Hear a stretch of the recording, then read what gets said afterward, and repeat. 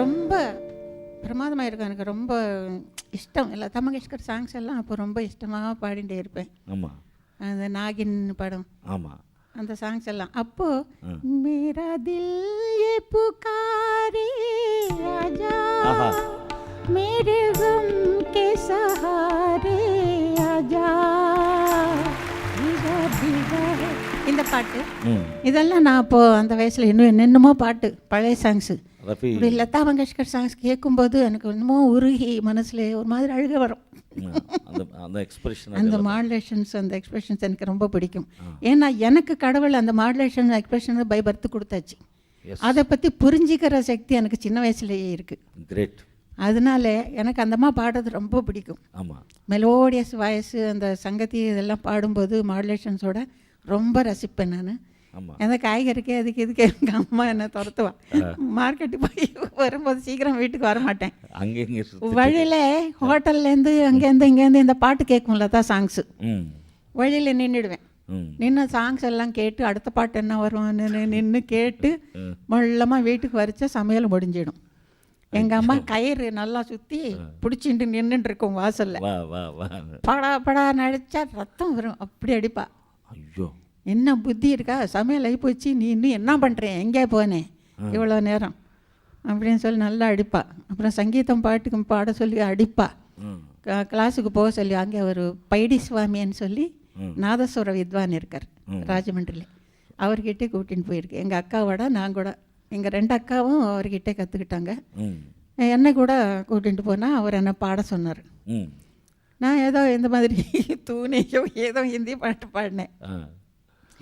அவருக்கு ஆனந்தம் தாங்க முடியாமல் கண்ணில் தண்ணி வந்துடுச்சு குருவுக்கு.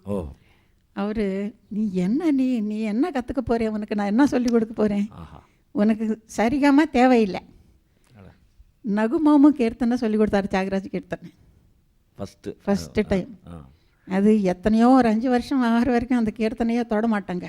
முதல்லையே எனக்கு அந்த கீர்த்தனையே சொல்லி எதுவுமே இல்லை. அப்புறம் நீ கேட்டுட்டே இரு, நீ ஒன்றும் கற்றுக்க வேண்டாம், நீ எல்லாருக்கும் கற்றுக்க கொடுக்கும்போது என்னை கேட்க சொல்லுவார், நான் கேட்டுட்டே இருப்பேன். அது பாடுன்னா நான் பாடிடுவேன். அந்த மாதிரி கடவுள் கொடுத்த கிஃப்ட் இது. எனக்கு என்ன பெருமை ஒன்றும் கிடையாது, எனக்கு ஒன்றுமே தெரியாது. நான் பாடுவேன்னு கூட எனக்கு தெரியாது. அது ஆட்டோமேட்டிக்காக அந்த மாதிரி இறைவனுடைய அம்மா அவர்களுடைய இசை பயணத்தில் எவ்வளவோ வெற்றிகள். அப்புறம் அங்கே எல்லாம் ஒரு டான்ஸ் ட்ரூப்பு, பரதநாட்டியம் ட்ரூப் இருந்தது. ஸ்ரீனிவாசராவன் சொல்லி கந்தர்வ நாட்டிய பிருந்தம். அதில் என்னை எங்கள் அம்மா கிட்டே வந்து கேட்டாங்க, உங்கள் பொண்ணு என்ன, நான் கச்சேரி எல்லாம் பாடுவேன். எப்படி என்ன ஸ்டூடெண்ட்ஸு காலேஜ் ஸ்டூடெண்ட்ஸ் எல்லாம் இங்கே ராயலசீமா ஃபேமின் வந்தது. அதுக்கு ப்ரோக்ராம்ஸ் பண்ணி பைசா அனுப்புவாங்க. அது லேடி சிங்கர் என்னை எடுத்துக்கிட்டாங்க. அது டான்ஸ் ப்ரோக்ராம்ல நான் பாடுவேன். அதுவும் நட்டுவாங்க மாதிரி நட்டுவாங்க இன்னொருத்தர் பண்ணுவார். பாடல் இருக்கும் இல்லை, நடனம் ஆடினார், இதெல்லாம் சாங்ஸ் இருக்கும், அதெல்லாம் பாடுவேன். ஆமாம், ரொம்ப நல்லா இருக்கும் அந்த டான்ஸு. அவர் ஆடினா நிஜமாக சிவன் அண்ணா சிவன் தான், வேறு எங்கேயுமே ஈஸ்வரன் எப்படி இருக்காருன்னு நம்ம பார்க்கவே வேண்டாம். அப்புறம் ருக்மிணியன் ஒரு பொண்ணு அவரோட டான்ஸ் பண்ணுவாள், பார்வதி பரமேஸ்வரர் போலேயே இருப்பாங்க. அது நான் பாடுவேன் அவங்கள டான்ஸுக்கு. நடுவில் கேப்ல ஹிந்தி சாங்ஸ், லதா மங்கேஷ்கர் சாங்ஸு ஜனங்கோ ரசிப்பாங்க. அந்த மாதிரி சின்ன வயசு அந்த மாதிரி நடந்தது ப்ரோக்ராம்ஸு அது இதுன்னு சொல்லி. ஃபிலிமுக்கு எப்படி வந்தீங்க? அப்புறம் எங்கள் அம்மா போன ஹைதராபாத்தில் எங்கள் அக்கா வீட்டில் இருந்தேன். நான் எங்கள் அக்கா வீட்டில் இருக்கும்போது ஆல் இண்டியா ரேடியோ காம்படிஷனுக்கு கூட போனேன். சரி, ஆல் இண்டியா ரேடியோனா எல்லா ஸ்டேட்லேருந்து வருவாங்க. கடைசியில் ஒரு ஸ்டேட்லேருந்து செலக்ட் பண்ணுவாங்க. ஹைதராபாத்லேருந்து நான் செலக்ட் ஆகி மெட்ராஸுக்கு ஃபைனல்ஸுக்கு வந்தேன். ஆனால் ஒரு தப்பு நடந்துடுச்சு. லைட் மியூசிக்னா லைட் மியூசிக் தான் இல்லையா? ஆமாம்.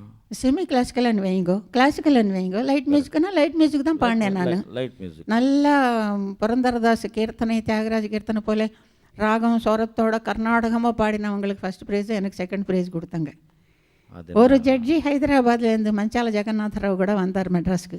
அவர் சண்டை போட்டார், இப்போ எங்கள் பொண்ணு வந்து நல்லா லைட் மியூசிக்கான லைட்டு தான் பாடுறதுக்கு, நீங்கள் எப்படி தான் செகண்ட் ப்ரைஸ் கொடுக்கலாம் அப்படின்னு சொல்லி. ஆனால் டெல்லிக்கு அனுப்பினாங்க. அங்கே போய் ஒருத்தர் ஒரு பாட்டு பாடுவோம். அங்கே இந்த எங்கி பாட்டு அதெல்லாம் பாடினேன். நான் காம்படிஷனில் என்ன பாடினேனோ அது அங்கே பாடினேன். ம் அங்கே பாடினேன், ரேடியோவில் ரிலே பண்ணுவாங்க.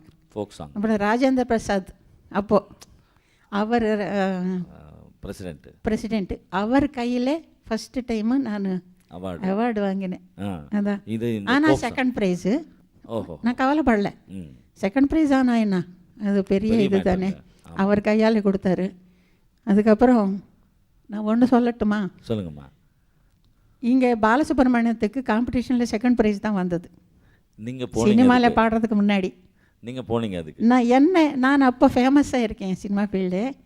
என்னை கூப்பிட்டாங்க, சீஃப் கெஸ்ட்டாக கூப்பிட்டாங்க, ஜட்ஜி இல்லை. சரி.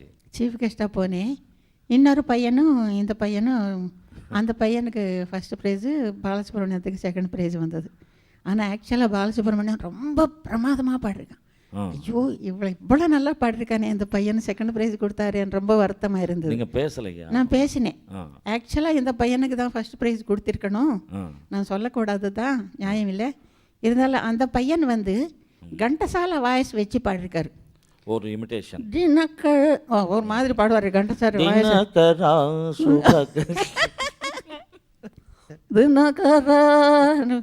வாய்ஸ். அந்த மாதிரி அந்த பையனை தொண்டையில் ஏதோ வச்சு பாடுற போல, ஆமாம், கண்டசாலை போல காப்பி பண்ணி பாடிருக்கான்.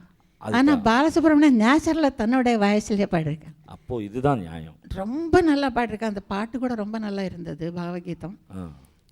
அதான் செகண்ட் ப்ரைஸ் கொடுத்தாங்க. நான் சொன்னேன் பாலசுப்ரமணியத்துக்கு, நீ கவலைப்படாதே, நீ சினிமா ஃபீல்டே வந்தேன்னா ரொம்ப பிரமாதமாக இருக்கும், நீ ட்ரை பண்ணு, ரொம்ப நல்லா பாடிருக்கேன், நீ செகண்ட் ப்ரைஸ் வந்ததுன்னு கவலைப்படாதேன்னு சொன்னேன். அதே மாதிரி இப்போ எப்படி ஆசீர்வாதம் பண்ணாங்க, எப்படி பாலசுப்ரமணியம் எவ்வளோ ஃபேமஸ் ஆகிட்டான். ஆமாம், சரி, அப்படி இருக்கட்டும். ராஜேந்திர பிரசாத் அவர்கள் உங்களுக்கு அவார்டு கொடுத்தாங்க. அதுக்கப்புறம் திரும்பி ஹைதராபாத் போனேன். அப்போ சின்ன சின்ன ப்ரோக்ராம்ஸில் எல்லாம் பாடுவேன். அப்போ எங்கள் அம்மா இல்லை. அப்போது எங்கள் மாமனார் மோனோ ஆக்டர். ஓஹோ. மோனோ ஆக்டிங் பண்ணுவார்.